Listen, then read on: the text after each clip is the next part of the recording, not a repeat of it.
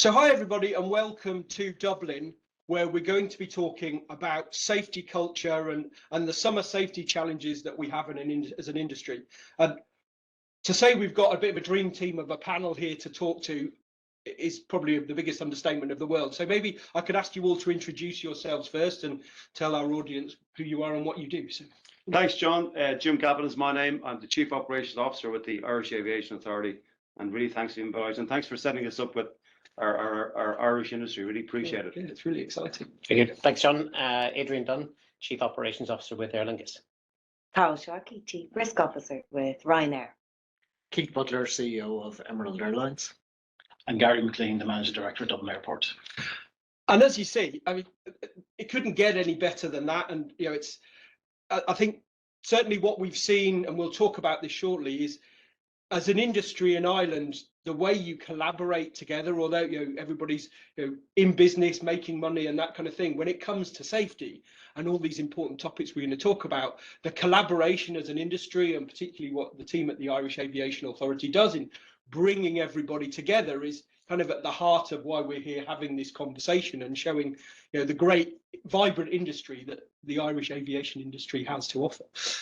So the first thing we're going to do is just briefly run through a little bit about what we've been doing in our summer campaign so far. So we started at the very beginning in the summer campaign on the 28th of April, talking about some of the top safety issues.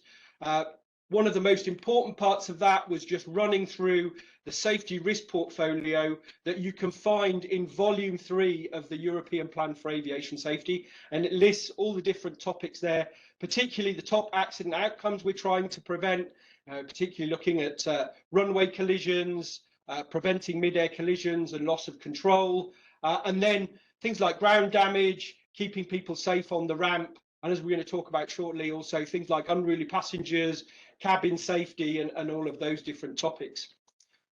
We've also then been talking about various different more specific topics. We had some discussions about challenges in camo, maintenance challenges and issues, all the different implementation of various rules that have been changing, fuel management. We've got the new rules on ground handling coming in. So there's lots of different topics we've been covering. And then we were live in Oslo 2 weeks ago, specifically talking about cabin safety. And actually, it's a good time to mention that EASA has a new safety information bulletin out 2 days ago around the risks of lithium batteries. So we talked quite a lot about that. We talked about evacuation, and particularly a topic that's really important, I know, here in Ireland, and something you've all been collaborating on, is around unruly passengers. Maybe we can start by talking, maybe Jim, you can say a little bit about what you've been doing as an authority on that. Yes, so thanks, John. So from authority perspective, we saw post-pandemic an increase in unruly passenger occurrence reports, really from 2019 up to 2023, as we returned to normal operations. And from that, then from that intelligence and that data, we formed a group to within the industry with the airlines, the airline service providers, the airport operators, crew representative bodies, and then our local police force and Garda Síochána here in Ireland. And we had a joint declaration where, in essence, we said that unruly passenger behaviour will not be tolerated at Irish airports or on an Irish air carrier.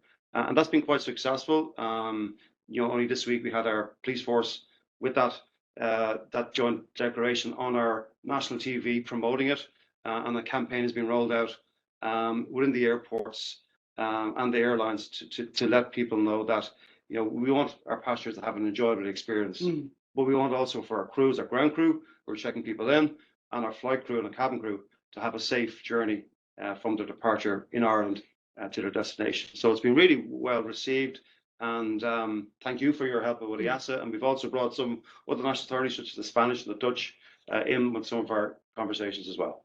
Yeah, I think particularly from an airport perspective, it's a huge challenge that you face from the moment some of these people set foot in the airport to kind of manage that. And it was interesting, actually, having been so involved, coming here, flying into Dublin yesterday and seeing such effort going on, being so visible. It's a real really amazing job you've done. Yeah, look, I think it is, as Jim said, a joined up approach, but I think from an airport point of view, obviously, we're really keen to ensure, we're really visible. Our airport police team working with An Garda Síochána are really visible in all the passenger areas, so there's been a lot of focus on that, a lot of work with our concessionaire, our food and beverage outlets, and a lot of monitoring through our control centre, our APOC, to ensure that if we think something is about to escalate, that we're in ahead of that and we're dealing with it. And we have a real joined up approach, I think, with all the community and how we're managing that. There's no doubt there's an increase. Like it's not just on a lot of folks on alcohol, not just about alcohol. We're seeing a lot of different substances. We're seeing a lot of people turn up at the airport. A lot of our incidents are actually landside as well now. And so it's not all about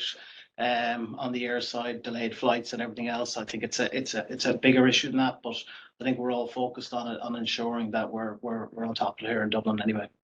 And from your side, from operators, it's something that I know impacts particularly the cabin crew as well, and there's a lot of challenges to solve there. Yeah, I think yes, as Jim and Gary have said, this has been an increasing trend.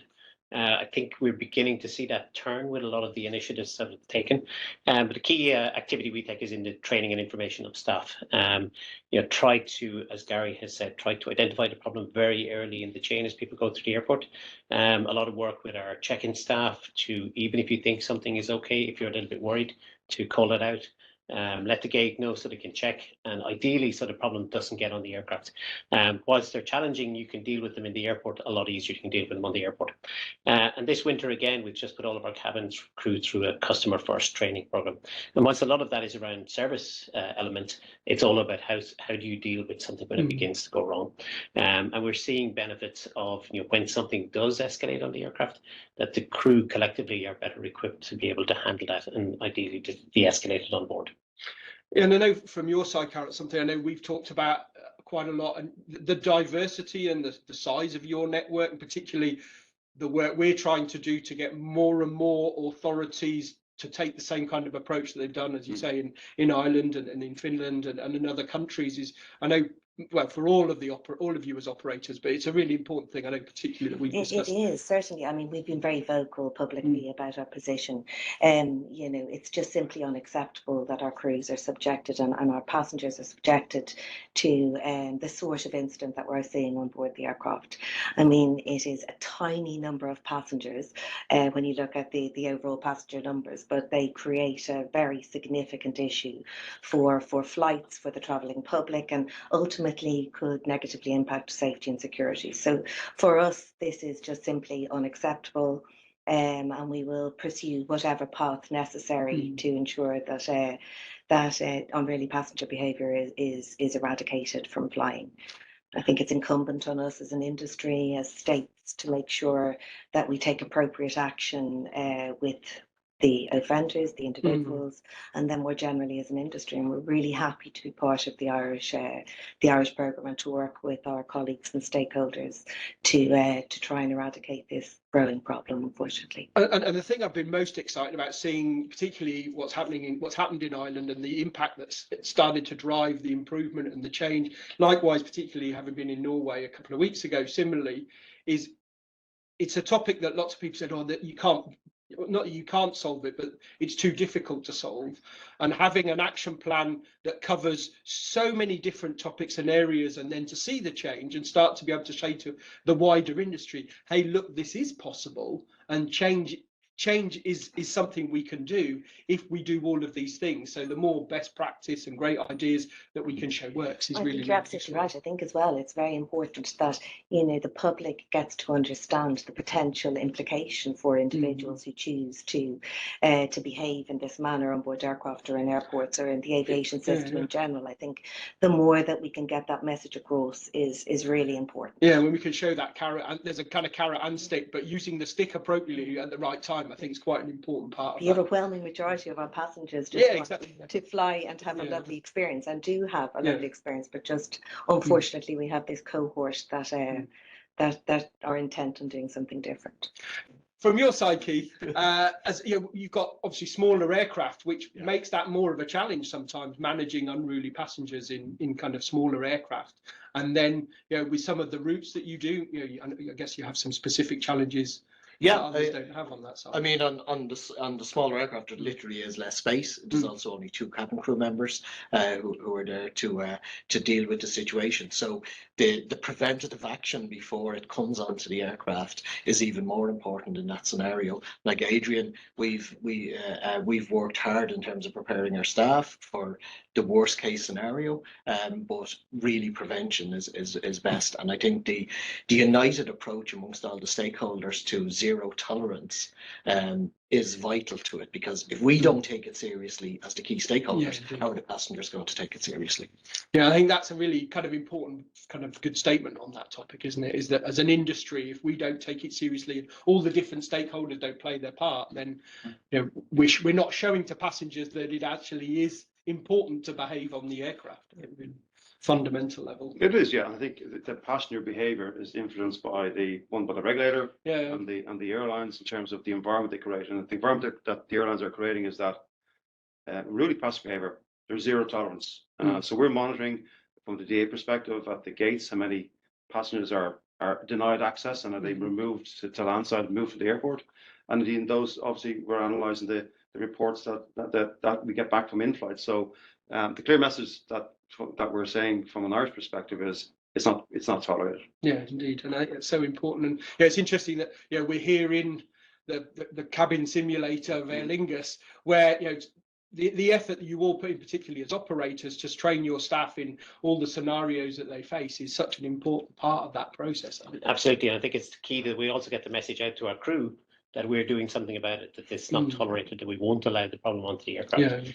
Because being isolated on that aircraft, whether it's a large aircraft or a small aircraft, a short flight or a long flight, it's not a very pleasant experience for the passengers and for the crew in that situation. So we have to, I suppose, prove to everybody involved in the whole thing that it's not acceptable.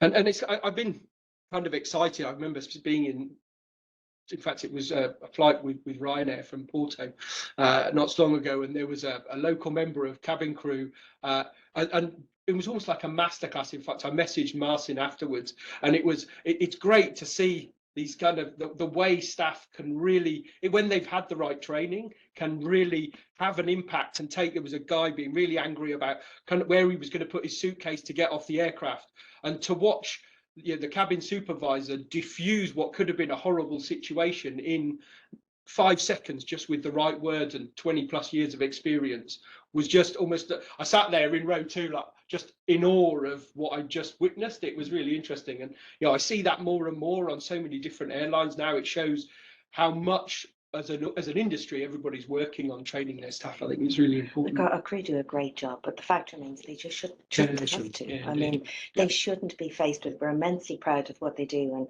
and as Adrian said, they have our 100% support in trying to eradicate this problem. It's just unacceptable.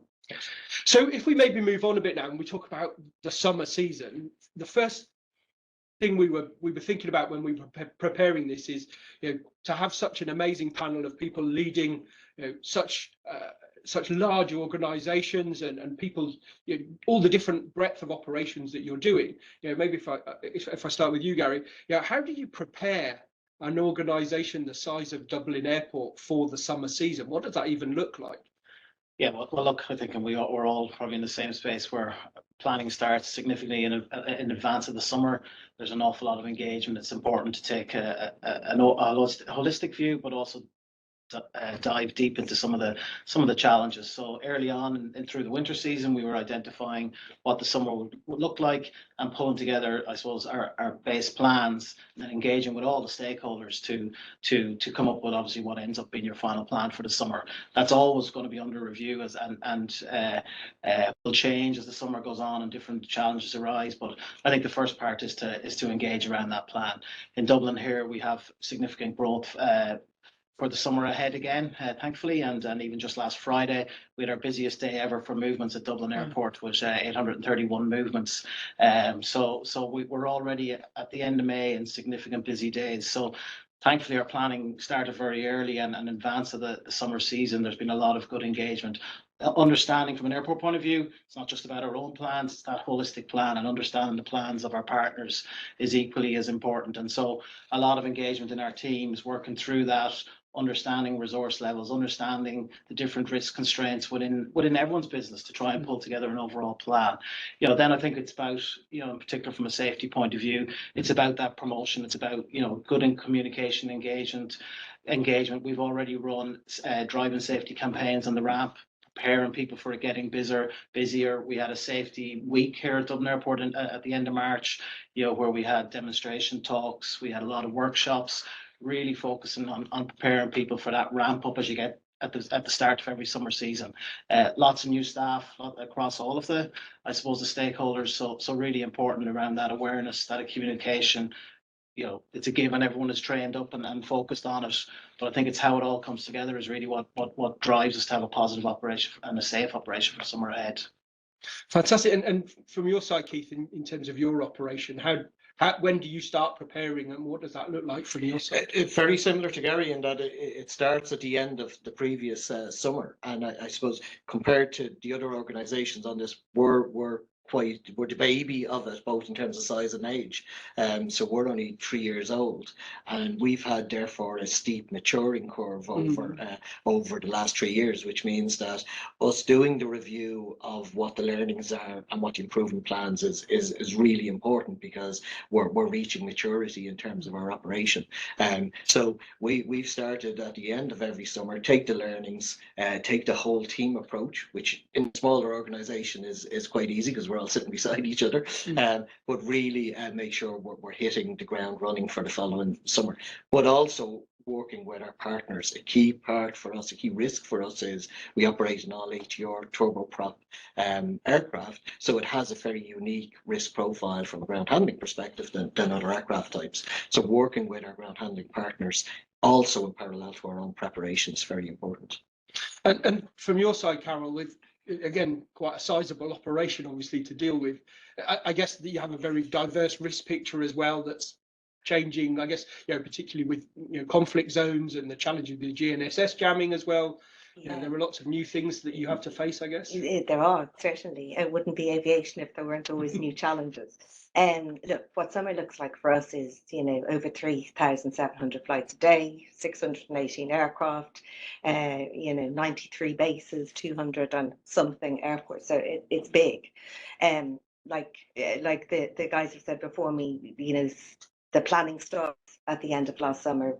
We established, you know, what we did well, what we did not so well or could improve upon, and we start a risk assessment process then, and we identify, you know, all of the areas that we seek to improve and the areas that require additional attention, and there's checklists and audits and inspections, exactly as you would expect.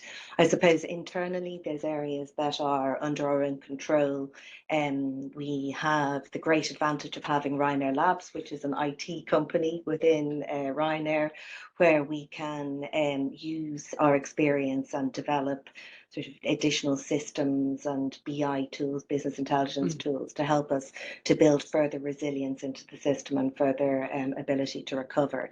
I mean, that's a game changer, not only for the management team, but also for our crews and our people on the ground, who are able to build better ways of communicating and better ways of analysing the operation and making it as efficient, as effective as possible for them. You know, obviously our infrastructure continues to build as well, with an operation as geographically dispersed as we are and as large. You know, we have invested very heavily in our infrastructure, from, you know, up to 50 hangars at the moment, for training centres, lots of simulators, so that we can train people. We have lots of facilities and infrastructure around the network that helps us to deliver that safe and efficient operation as the summer approaches. So I suppose internally there's a lot that we can do. It's you know, robust oversight, control, supervision. I mean, we are relentless in our pursuit of achieving the goals that we've set ourselves, and also monitoring our performance then as the summer goes on. I suppose where it becomes more difficult is, as we've said, the third parties or the external forces. We work really closely with our stakeholders, both here in Ireland and throughout Europe and in Morocco, to make sure that that they are too ready. I'm sure Gary will attest to our relentless pursuit of but it's really important. I mean, like, we're reliant on so all the cogs, Yeah, and the ecosystem working, coming yeah, together at the same time to deliver. So I think we've developed really good working relationships with our third parties. I suppose, the fly in the ointment was last year and it will be again this year is air traffic control. So unfortunately, we had approximately, over 40% of our flights last year delayed, which puts a huge stress in the system for, an underperforming system with lack of staffing. So, and unfortunately, this summer is going to be no better. So I think what we can do as an airline, and I think as an industry, is just building the additional resilience and recovery. But I think fundamentally, that's the one part of the industry that we still need to tackle head on. And I know there was lots of discussions. I don't know if any of you were at Airspace World recently, and lots of discussions about that side of it and how do you build that resilience into the airspace system, and how do we, collaborate both at national level and at European level, and then at global sort of system-wide level to tackle those kinds of challenges. So yeah, I think we need to deliver there now. I think it's, I think we've spent many years talking, and now really we need to deliver, because the industry is growing, and it puts a strain on everything and everybody. For I think a lack of staffing is just unforgivable in this day and age, and systems that need to move forward. Yeah, indeed.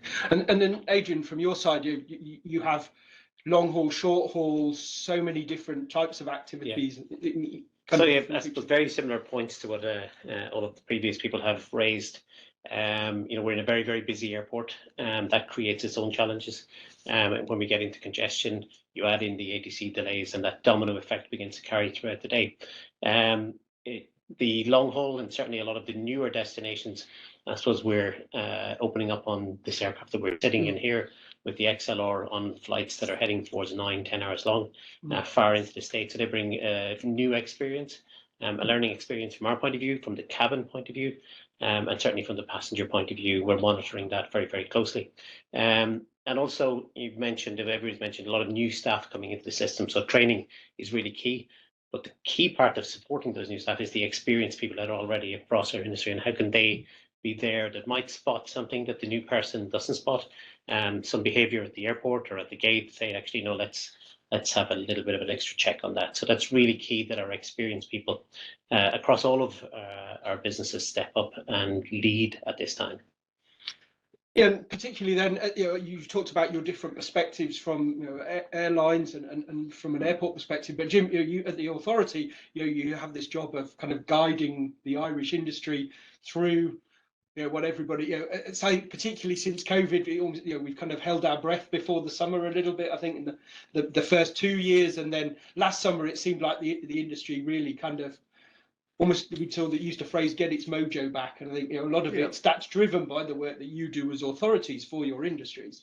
Yeah, I think from the Irish aviation perspective, we have I suppose a great advantage that we can get the global picture on the airlines and the ANSPs and the airports, in terms of we're the single regulator for security, for safety, for economic affairs, in terms of the capital investment plans at Dublin Airport, or the single performance, the European Single Performance Charging Scheme for the ANSPs, and indeed for passenger consumer rights. So we can get the full picture. And as you mentioned, we've got very good relationship with the entities, as we say. We issue the certificates, the approvals, and what we try to do is before the summer season starts, and in Q1, is to have a review of the previous year, because when we look back at the regulation, it was very prescriptive, and that is the bedrock to ensure that the regulated entities, the airlines, the airports, they're compliant with the applicable regulations. But we moved on forward into the risk-based, performance-based space as well. So what we do is in preparing the airlines, and you said last summer was a very busy season. We understand that the airlines and the airports will be at maximum tempo in the coming weeks. So we get that out of the way. We get a review done. We look back in 24 from a compliance perspective, and then we ask the airlines and the airports, what's their view? What are their risks? What are their key safety performance indicators and metrics? And from an occurrence reporting perspective, we're really interested to see from their safety management system, from their policy, their assurance, their risk management, and their promotion, how are they going to promote occurrence reporting, because there is that continuous cycle. Even though the operations are very intense from a regulatory perspective, we still need to do our job in terms of ensuring that everything is safe, secure. Yeah, the oversight of the system. Yes, and indeed, and we get that data then on a daily basis from the occurrence reports. And it's important that we understand from the airline perspective how they're promoting that within their own ecosystem. And then from an operator's perspective, maybe coming back to you, Adrian, how do you encourage that process within your own organisation so that people report and tell you about the hazards and risks that they might face through the evolving summer? How do you? So I suppose the key thing is embedding that policy from day one, that safety comes first. That's lives throughout our training from day one and throughout our operation. The next key part of it is reporting. And to have that open, just culture system that people are feel able and willing to report whatever it is, because as Jim said, we all form part of the ecosystem. So a report that we may think is somewhat insignificant, when added to reports from other people, begins to build a picture for the regulator. And through our interaction, then they come back and say, oh, here's a trend developing that you need to watch. We talked about, or Jim talked about, the different geographies. So we've got the US market, which others are not exposed to. Carl in Ryanair has a wider reach into Europe and into North Africa. And in some of those cases, places that we may not be exposed to. But we can all learn from that information coming through, and it's key that our people do it. And the final part of it is when people put in a report, that we give them feedback. We acknowledge receipt of the report, that we're looking at it. We're adding all of the bits of the jigsaw together. So there's no point in somebody putting in a report and they feel that it disappears into a system and on it comes back, because eventually they may stop reporting, and that's a failure for all of us. So it's really, really key that we encourage reporting. We put the procedures and processes in place to enable them to do that, and then we provide feedback on what happened to the report and what we're learning from it. And I think it may be a good opportunity to talk about, particularly we have the ARSA Data for Safety project, and both Aer Lingus and Ryanair are at the heart of that, then also with the Irish Authority and then a few other operators around Europe. But this is where particularly then also pooling that information and data, and then we have at the end of September our Safe 360 conference to bring together safety managers to kind of help us review where the European system is, and then hopefully be able to start feeding more of that back through the network of analysts to the authorities, and then the value hopefully for airlines like yourselves and expanding to other airlines and hopefully airports and other parts of the system. That's certainly a key part of it. And as you said earlier, although we all compete very vigorously together, when it comes to safety, we share information, we learn from each other. Be it from an airport, from partner airlines, from competing airlines, and from the authority. And you mentioned you were in Norway previously, and I'd worked there previously. And the initiatives that they're taking in Norway and many other countries, and the challenge that they face, are identical that we're all facing. Some of it is very long duration flights if you're flying from Scandinavia and to southern Spain, and some of them are very short flights, as Keith has said earlier. But the key challenge is the same for all of us, and we need to work together to make sure we make it better for everybody. Yeah, indeed. And actually, Carol, you were talking also about the need for action. We can talk about lots of things, but do we change? I guess that's certainly for us a key part then of reporting as well, in terms of it's one thing to get the reports, but it's being able to demonstrate what changed to help mitigate whatever risks. In your operation, how do you encourage reporting and then demonstrate to your staff, oh, you reported this and look what we've done to help mitigate that? What does that look like for you? Yes, so look, we actively, the first thing I think the most important thing is that everybody understands the commitment to safety, and that is right from the very top of the organisation all the way down, from board level all the way down. And I think it's really important for us to be able to communicate with everybody to let them know that is we have an unwavering commitment to safety, the safety of operation of our people and our passengers. And I think the cornerstone, the safety management system, of course, robust, independent safety management system as we have throughout the group. But I think probably, as Adrian said, the cornerstone is this occurrence reporting system where you're gleaning huge information, really valuable safety information from the line. So, we encourage reporting through having a user-friendly system, which I think is key. The system has got to be accessible and user-friendly. And we place a huge amount of focus on, providing multiple channels for people to report through. And the mandatory occurrences and the regulatory reporting lines are great. They're feeding our performance indicators, but actually it's when you get into things like voluntary and confidential, and we even have a system whereby our line personnel meet entirely independently of management, no managers around, so that they can discuss in an open environment any safety or security concerns they might have, and the knowledge it will be de-identified, brought to management, and appropriate action will be taken. So I think the key is that everybody understands we want information in. It helps us to make informed decisions, to enhance safety performance, and ultimately at to influence the regulatory regime from a positive way, in a positive way, up to European level, international. I think that everybody has got to understand that it is confidential, it's transparent. We are committed to providing appropriate feedback as well to people, and not only formal feedback to the individual, but also promoting some of the changes that have been made arising from the reports that we've received. So, we have things like safety awards where people have, demonstrated outstanding contribution to safety on the line. We have monthly safety publications. We have like a safety app where we can communicate immediately to individuals to get back information. So I think it's finding as many ways as possible to get the information in, and then to provide the responses to our people, because ultimately it's the 27,000 plus safety professionals that we have working for us that deliver every day to the required standard and maintain the safety of our operation. We're immensely proud of that. Yeah, I can imagine. All of you collectively, you can't do the things you all do. It doesn't happen by accident. The level of safety of a whole industry, at airports the size of Dublin, the regional operations and the kind of operations you both do. I've been really excited with our safety promotion work, particularly with Connor and Matsumi and Aer Lingus and your team, and similarly with Yao and your safety team, and to be able to help kind of connect and promote those also to the safety manager community. It's been really exciting to be able to work with safety teams from airlines and airports across Europe to kind of show everybody, not everybody, but people who aren't involved in that, who might be, trying to build the resilience of their own safety management systems, to show, look, this is what other people are achieving, and kind of share that best practice, and it's really positive. Yeah, if I may as well, and just on that point, you mentioned data for safety earlier on, and we are strong supporters of data for safety.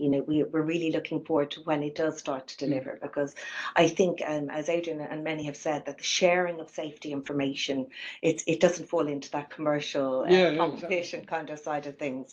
So what we have is this huge amount of safety data that we could share and make informed decisions. I think it's really important that as we move forward, that the rulemaking, that activity that we undertake is based on risk and data. And I think for data for safety to deliver, in an area quickly, would be really positive, because there's a huge commitment to making that work. I think it is going to be a real change in the whole rulemaking activity and how we manage safety as an industry. I think it'll be a very positive step forward. Yeah, but it does need to be said at a local Irish level. Yeah. We are conducting that analysis. So we get their occurrence reports in.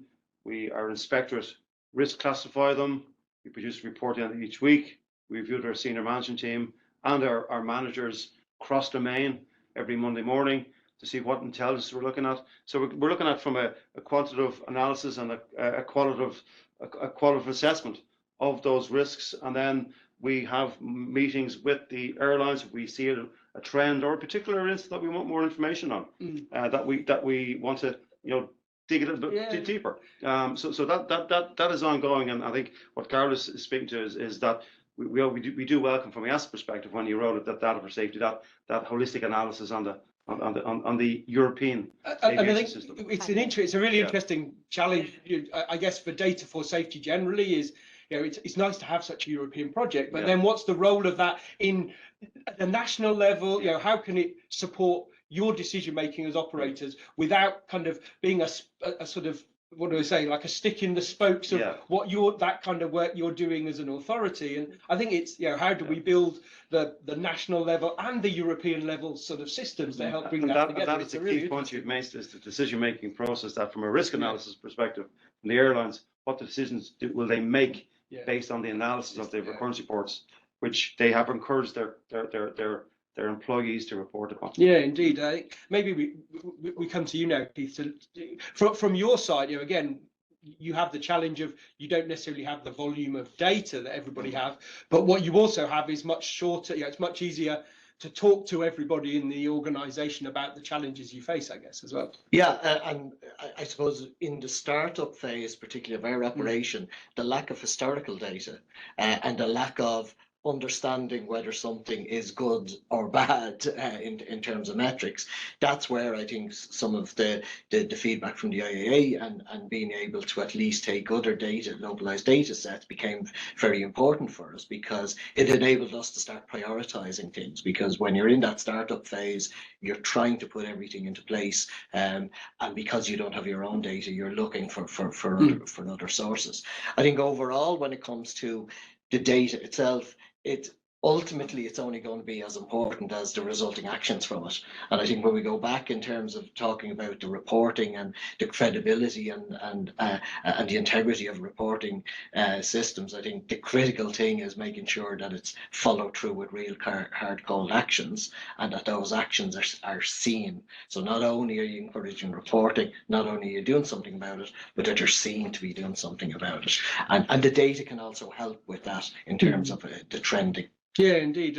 And I guess particularly then, when in your kind of operation, is if something doesn't get addressed, it, kind of people talk about that, it's much easier to spread around the organization. So, it kind of puts the imperative on that. Yeah, I suppose one of the things is we can rely on the informal communication streams as well as the formal. And actually, the informal can be stickier. And we should never lose sight of that the interpersonal engagement is a very effective tool as well, and how you tap into that is very important. And it's interesting, we talk about all these systems. I remember in a former life before EASA, when I was running a occurrence reporting system, we used to joke about, I don't care how you tell me, just tell me anyhow, in any way you like. And I joked that we had an operation on the location, the airfield where we were based as the safety team. And I said, even if you're here on the base, you happen to be, you feel free to throw a brick through my window. And I joked about it. And actually, it was a summer's day, and we had the safety office with the emergency exit door open on the second floor, and somebody climbed through the fire escape and threw a brick with a safety report round it with an elastic band. I won't be encouraging that. But this is the thing, it doesn't matter how it happens, but maybe we don't need to go that far. Exactly. Sometimes it does matter how it happens. And to follow up, obviously between Emerald and Aer Lingus, Keith and I, we share transfer passengers feed over and back, and that's where that key, I suppose, informal, whereas the reports may have been submitted but not go through the system, that we talk to each other on the day to say, we've had this passenger, it may be an issue, you need to watch it, and rather than handing a potential problem over blind to them. And that certainly works both ways, and we work together on the ground every day on that. And you raise a really interesting point. I think it's really important, really useful from your side, Gary. Then is, obviously you can't get a full picture of the safety challenges you face at the airport without all of the stakeholders, and that adds, I guess, an extra dimension to the reporting challenges and understanding the safety risks that you face that is perhaps different. Yeah. Look, I think as everyone said before, I think it's key that we're working together on improving and continuous improvement and following up action around the occurrence reporting. Here at Dublin, we launched a safety stack back in 2022 and with help Eurocontrol, and we since then we've seen more than a doubling of occurrence reporting into our system in Dublin Airport. So that's been a real positive. I think the key about it has been, I suppose we have the benefit of bringing all of the different stakeholder teams together, and in the safety stack, that's what we aim to do, to build the overall safety focus. There's great work going on in all the organisations, but how could we, with the authority, bring all of the community together to focus on that. There's no doubt within that, there was some great engagement among the people working on the ground, the safety ambassadors and all the organisations, calling out for, you know, I won't say for the first time, but a more open and safe way around the challenges across Dublin Airport. And we really took action from that then. And I think that's what, as was said earlier on, people felt they were being listened to. Not saying they weren't before, but it was in a more structured, joined up, cross-functional, because people might talk within organisations, but they talk among organisations as well, I suppose. And I suppose from an overall airport point of view, we've really tried to lift that focus. The increased occurrence reporting is great, but we also have to have that follow-up, and that's the way our teams follow up on every occurrence report, and that learning that's coming from it, the trends within the SPIs. You know, we're sharing all that within our local runway safety team, within our airside safety committees, and there's great engagement across all the stakeholders around, really trying to understand. You know, we do have some, it's a busy airport, we naturally have occurrences, we naturally have some SPIs that are trending upwards, but you know, the encouraging piece is that everyone really is working together to see how we can turn the dial on some of those and improve every day, continuous improvement on safety. Yeah, and I was actually going to come to you, Jim, on that as a follow-up, because that's something that your staff then have that challenge of putting all the different pieces of, you know, when things get reported under Regulation 376 into the authority, you have kind of part of the picture from one person, one group, but you know, it's putting that together, like you said earlier, to make that risk picture for the Irish industry. That's the key challenge you have. Yeah, but just go back to the point, on methods of communication. Okay. So we won't go for the bricks, but you have the mandatory occurrences, you have the voluntary, but you also have the confidential. For whatever reason, a crew member mightn't be comfortable for whatever reason to inform their own safety manager. They can do confidential correspondence via email or via letter. So there are multiple ways of communication, or dropping somebody simply an email that you might know in the authority. So from our perspective, when we get that data, obviously, as I said, there's a quantitative an analysis, and there's a qualitative judgment that the inspectors will place upon the occurrence reports. You know, the feedback that we give to the airlines, will show them their occurrence reporting rates against their peer group in the Irish AOCs, de-identified, of course, and then we show them what they report back on. Now, obviously, their safety management will already have information. Internally, then within the Irish Aviation Authority, as part of our safety management system and our policy, we have what's called a safety review team, which are domain specific. So it could be aerodromes, could be scheduled operations, non-scheduled, ANSPs, and based on the data,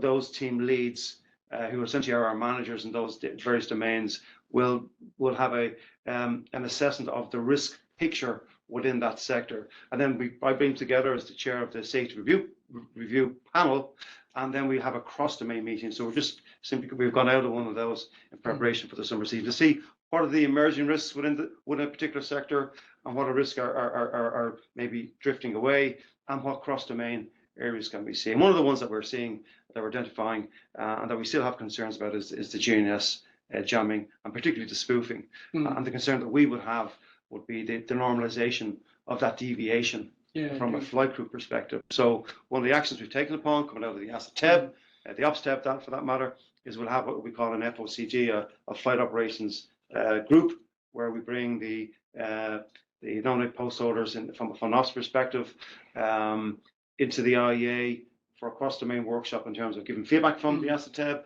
but also we've tagged on for the end of this one, which takes place very shortly, a working group on a workshop on GNSS jamming and spoofing, and how do the operators manage that risk, and how do they mitigate against it. So there's a cross-learning. So it informs that decision making. That data receive.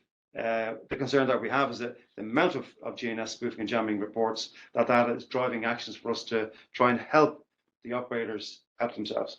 And actually on that topic, it's really useful, hopefully, to say something I was working on just before we started recording this, was last week we had the EASA and IATA PNT resilience workshop, and actually we're just working now on the summary of that to share that with the industry probably on Monday next week, so that everybody who weren't able to come but need the information can make use of that and see what lessons came out of that, and hopefully that feeds all the different processes that if I may just, it's top of our priority list as well. It's an area that we really need to focus on as an industry. There are, numerous stakeholders involved in it, and one that we've got to tackle. I think learning from best practices, definitely the way forward. I think, we now have quite, unfortunately, a sizable amount of data, a big data set that we can draw upon to make sure that we're taking every measure that we can to prevent that normalisation.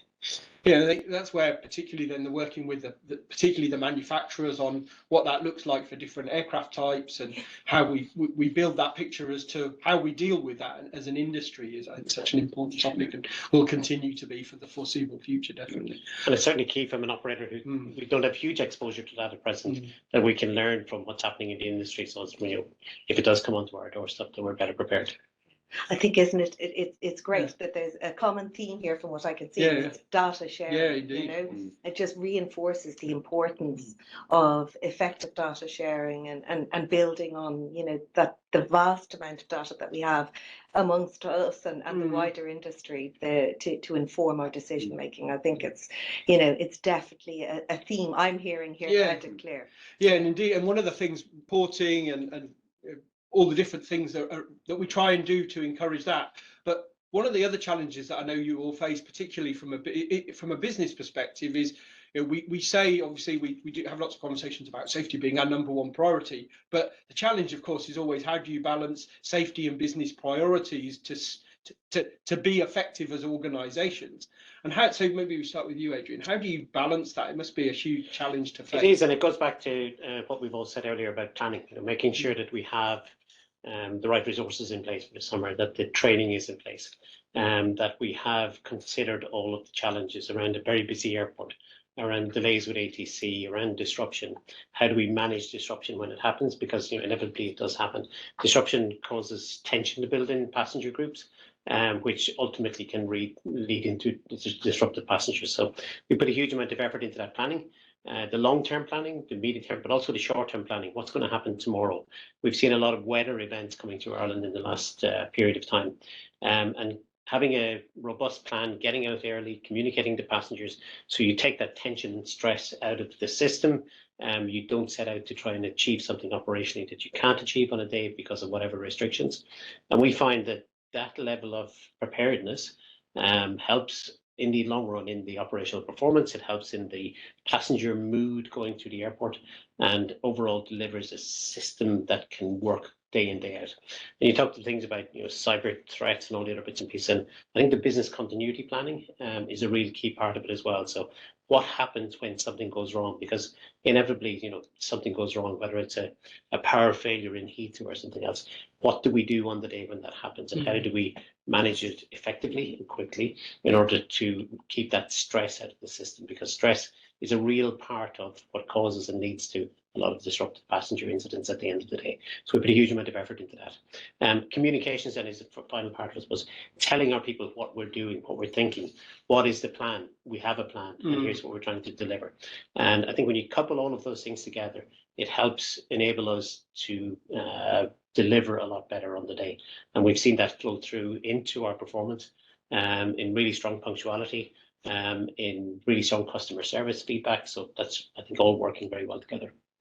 And maybe if I come to you, Carol, now, in your organisation, I guess, how do you, with the size of the operation that you have, balance business, operational performance, and all of these different challenges when you have so much going on? It must be interesting. Like as you quite rightly said, and I think I said earlier, safety is at the heart of everything that we do.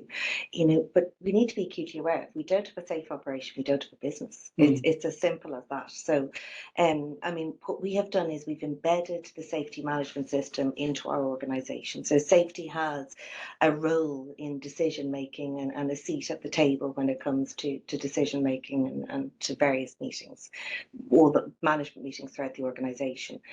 And I think it's very important that the system demonstrates that it is effectively, efficiently managing safety in a sensible way, that we are achieving our safety goals, that we have built systems that are resilient, that deliver, and that are demonstrably effective. And I think everybody, regardless of whether or not they're operational, has a role to play in delivering the safety of our operation. And I think that level of understanding and commitment throughout the organisation is key, and throughout any organisation is key.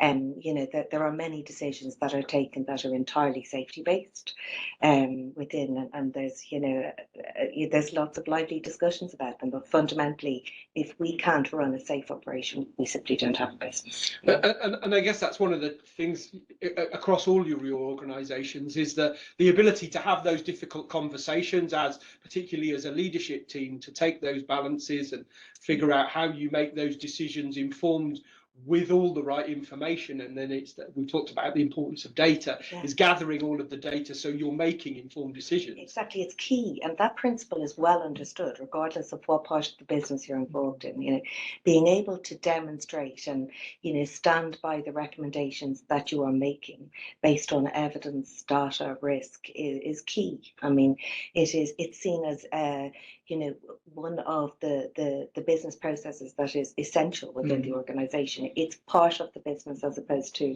you know, something at the side, which I think is really important from an organisational perspective.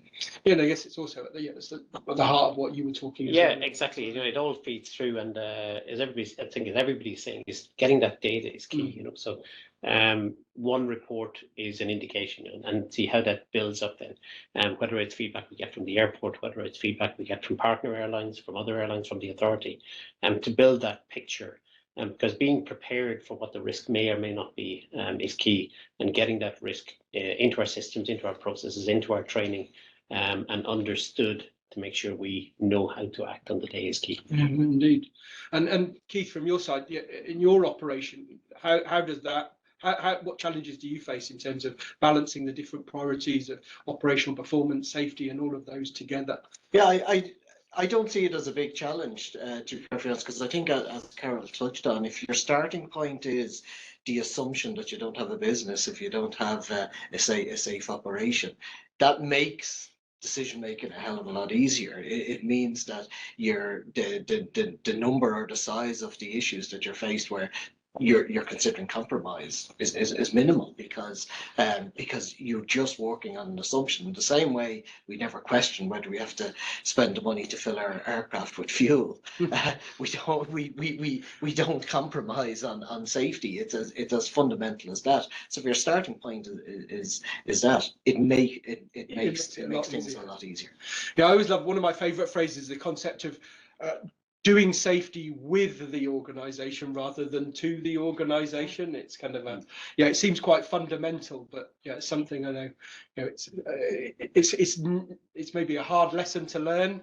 Particularly, I think, you know, something from EASA's perspective as well is, you know, how do we serve the industry and do safety in that collaborative way? The role you talked a bit, Jim, about the TEBs and the different collaborative groups that EASA has. You know, I know, Carol, you're involved in the stakeholder advisory body. You know, we've got, you know, you both involved in data for safety, and all sorts of different organisations. You know, the collaboration with ACI from an airport perspective is, you know, it's that collaboration across the industry that kind essential. Of that. And then from your side, you know, from we talked about the challenges from an airport perspective of kind of balancing all of these factors that you have to deal with. You know, weather was what we talked about earlier as well, and the challenges. I know when we were preparing this, we were talking about particularly almost how the airport became kind of almost like a survival capsule for people who were stranded here. And this, I heard about these stories of the community that came together during some of the recent storms. Yeah, look, and I think it's mentioned already, you know, I think aside from having those great plans, it's how you react, it's how you put your business continuity plans, and what we find in Dublin Airport, there's a great joined up approach to that. The recent storm you're referencing there was a great example whereby, you know, there was a lot of engagement with all of our partners the day before and the days leading up, and then in particular the day before, early decisions were made, which ultimately helped the operation, helped us support obviously passengers and our partners across the campus. We took decisions. There was national red warnings. We offered our staff, and others did as well, the option to come in early, rest, and avoid traveling in the red periods in the worst of the weather, so that when things came back to normal, they were here on site to support. We looked after our passengers, we looked after our staff, and I think that was well received across the whole community, I guess, as a result of that. But I think it is about that planning. Arguably, we're at our best when we're in business continuity. I think those busy days are probably the days I worry the least about, because everyone's nearly on their A game, and it's actually in the quieter days you might have more, maybe people switch off slightly or whatever else, so. I think it's busyness in Dublin Airport in particular. Busyness is something we've all got really, really used to in the last number of years. We have declared capacities agreed with our regulator. And it's about how we react to situations that arise that throw things off schedule, or storms, or other events that might happen across terminals or the airfield. And thankfully, touch wood, that we've been really, really good as a community dealing with those in a collective way. Early decision making, really, really good at engagement and communications, has ensured, we've kept the passenger and the business to the fore, while actually maintaining a really safe operation. And I think there's so many. When you look at a summer season, you've got, you were saying you had the busiest day that you've ever had at Dublin Airport, and the season hasn't really got going yet. And I think that's one of the big challenges that you all face across all your organisations, is that we're asking the staff almost to run 100-metre sprints from now till the end of September. And it's that, you say, how do you, in those quiet periods, as we head into September, how do you kind of help people kind of stay on their A game? No, absolutely. But I think the key, going back to that, being well resourced, being engaged, those plans in place, and listening to our staff. And I know that the other organisations doing the same, getting out there in front of our staff and listening to, it is a tough role. They're starting early in the morning, late at night, whatever, different shifts, different patterns. To acknowledge that and work with our teams to get that balance right has been important for all of us. The airport environment is a challenging environment to work in, as we all know. And I think it's about being joined up and supporting that. That's why I think, the safety stack and other initiatives that we've done on a community basis has really worked well for us here. And it's taken the learnings from other airports, from other countries as well, and with the authority to really build on that continuous improvement. And it served us well at Dublin anyway. Fantastic. So we've had a really good discussion. Thanks very much for your time. Huge thanks, Adrian, particularly for you and your team for hosting us here in the training centre here in Dublin. Do you want to say what the target is? I was going to come back to you in a minute. Okay. Sorry about that. There we go. That bit out. Oh no, I was ready to do. So the next thing I was going to say was, before we finish, and bouncing off that last point there, is that the reason we were hosting this meeting today is because authorities from across Europe were meeting in the days before to talk about resilience planning and contingencies. And before we do the final word from your side, Jim, what do you do as an authority? Again, bringing all of these different organisations, the diversity of a whole country's community together to manage these challenges. Yeah, well, I've got the senior leadership here for the airport and for the airlines on this discussion today, and like for the avoidance of doubt, it's safety is the #1 priority for the summer season 2025. It's often said that the best safety device on any aircraft is a well-trained flight crew. I think I might add to that, the best safety device in any aircraft is a well-prepared flight and cabin crew. So in terms of preparation, the training, we've just gone through a battery of ATO oversight programs, and everything is tip top. But it's also in terms of that the crews are well rested, we're well informed, and that the environment that in the crew, going back to the point that we made about the current reporting, that there's an environment where the flight and cabin crew and ground handlers and air traffic controllers and maintenance engineers and personnel are, they can advocate their position, and if required, to say stop, this is unsafe, and we reset and we go again. And I think you raised a key point there. There's a whole system. You know, obviously this conversation's been very operationally focused in that sense, but you know, it's difficult to have everybody that you could have on a panel, but particularly, you know, there's the ANSP and all the people that support that side of the business, of the of the activities. There's maintenance, there's training organizations, and ultimately it's about, you know, having a safe aircraft, a safe operation in a safe system that will get us through the summer. And it's all those different parts of it that is such a key part of the success of aviation as an industry. Exactly it, yeah. So as one final point, if I come to each of you, I'll let you go last, Jim. So I'll start at this end. If each of you could have one piece of advice for somebody else in your position elsewhere in the industry, what would that one piece of advice for the summer be? So Gary, maybe if I start with you. Thanks. Look, I think I probably said it already, but you know, I think the key for me is that our leaders in our industry are visible, we're available, and we're engaged. You know, I think being out there, which we're always engaged with each other across the community here at Dublin Airport. We pick up the phone to each other day in, day out, you know, and we're visible to all each other's teams. So it's not just about your own teams, it's about all the teams on the ground. I think that shows the commitment to safety across all of our organisations and helps people on the ground feel like that we actually do care about this, we care about them, and that we are keen to get that balance right and to drive safety forward. Fantastic. I think don't just be prepared for things to go wrong. So your preparation essentially gives you the headspace to deal with the things which then inevitably go wrong over the course of a busy season. And interestingly, you say that. So one of the key things we've been focusing on this year in all our kind of safety communication has been around the concept of aviate, navigate, communicate, and indeed creating that capacity. So when things get difficult, do you have the headspace to deal with it? So yeah, that's a really important one. Carol, from your side, then.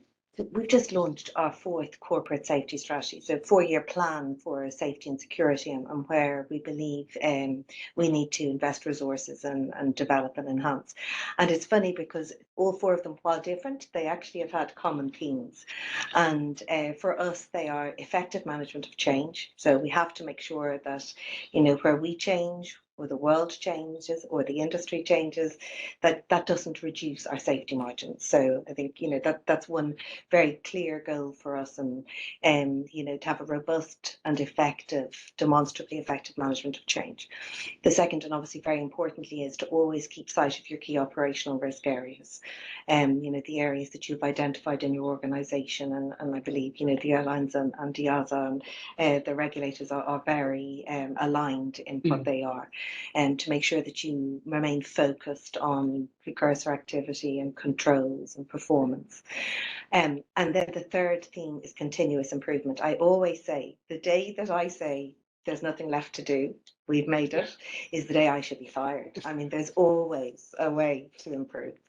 And I think it's incumbent on us as an industry, and certainly on Ryanair as an airline group, to seek out those ways of continuous improvement and to positively influence at a national, an airline, a national, European, international level. Yeah, I always love that concept of safety being a journey, and there's never really a destination. And you know, the moment you start think you've reached that destination, then you know maybe it's time to stop. So yeah, I love that idea. Adrian, from you. I suppose in similar themes to what my colleagues have said, so to be prepared. And to be prepared not just for the normal day, but as Keith said, to be prepared for the challenges that will come throughout the summer.